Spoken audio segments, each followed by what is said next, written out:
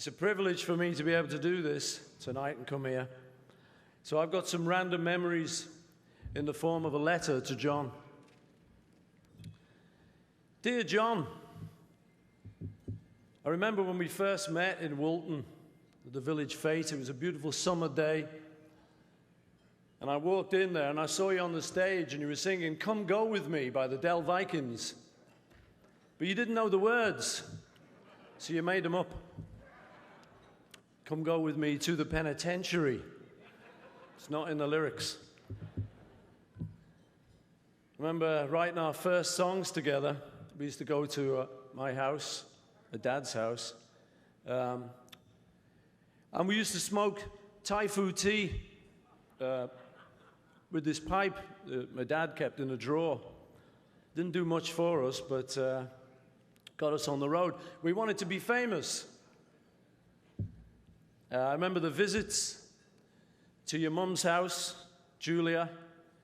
It was a very handsome woman, very beautiful woman. She had long red hair and she played a ukulele. I'd never seen a woman who could do that.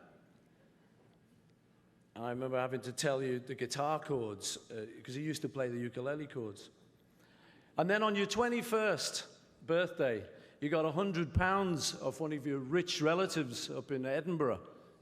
Yeah. So we decided we'd go to Spain. So we hitchhiked out of Liverpool, and we got as far as Paris.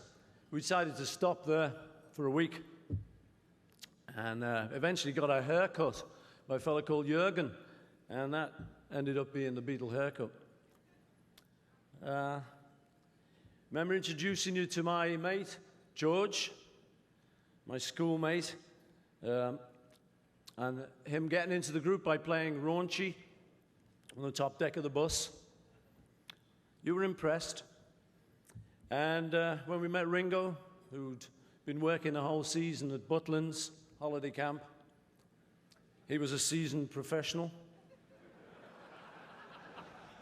But the beard had to go, and it did. Later on, we got a gig at the Cavern Club in Liverpool, which was officially a blues club.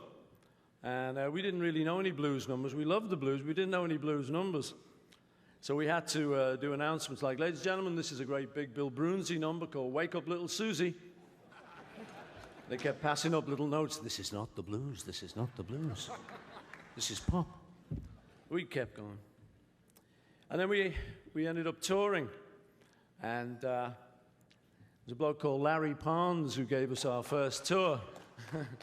Thank you, Larry. And I remember we all changed our names for that tour. And I changed mine to Paul Ramon. George became Carl Harrison. And although people think John didn't really change his name, I seem to remember he was Long John Silver for the duration of that tour. Bang goes another myth. And we'd be on the van touring later, and we'd have the kind of night where the windscreen would break. We'd be on the motorway going back up to Liverpool. It was freezing.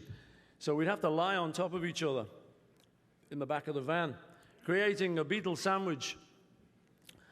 We got to know each other. These were the ways we got to know each other. We got to Hamburg and met the likes of Little Richard, Gene Vincent. Yeah. I remember Little Richard inviting us back to his hotel. He was looking at Ringo's ring. He said, "I love that ring."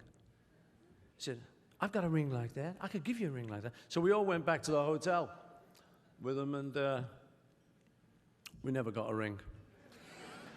Yeah.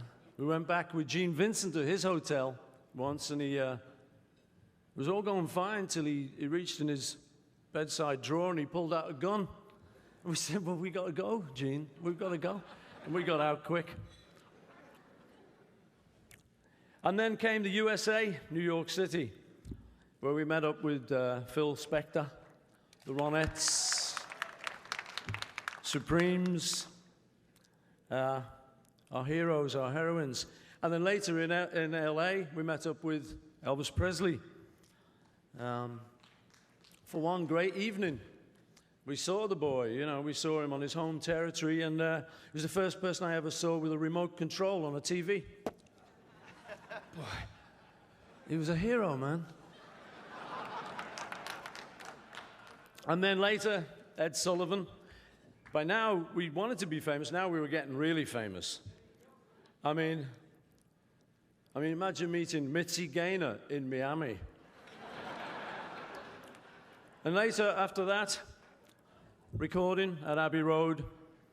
I still remember doing Love Me Do, because John officially had the vocal, Love Me Do. But because he played the harmonica, George Martin, in the middle of the session, suddenly said, will you sing the line, Love Me Do? Like the crucial line. I said, okay. And I can still hear it to this day. John goes, wah, wah, and I go, Love Me Do. Nerves, man.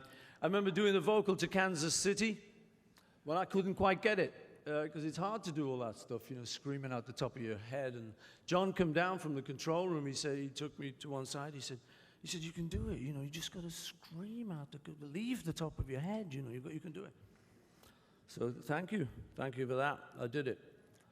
I remember writing Day in the Life with him, and the little look we gave each other as we wrote the line, I'd love to turn you on. We kind of knew what we were doing, you know. A sneaky little look. Ah, boy. And after that, there was this girl called Yoko Ono, who showed up at my house one day, and it was John Cage's birthday. And she said she wanted to get hold of a manuscript to give to John Cage of various composers, and she wanted one from me and John. So I said, well, it's okay with me, but you'll have to go and see John. And she did.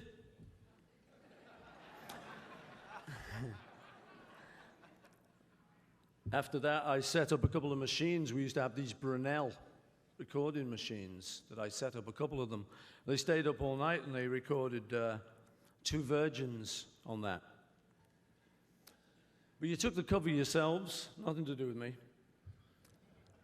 And then after that, there were the phone calls to you. The joy for me of, after all our business shit that we'd gone through, of actually getting back together and communicating once again. And the joy, as you told me about how you were baking bread now, and how you were playing with your little baby, Sean. That was great for me, because it gave me something to hold on to. So now, years on, here we are. All these people, here we are assembled to thank you for everything that you mean to all of us. This letter comes with love from your friend, Paul. John Lennon, you made it. Tonight, you're in the Rock and Roll Hall of Fame. God bless you.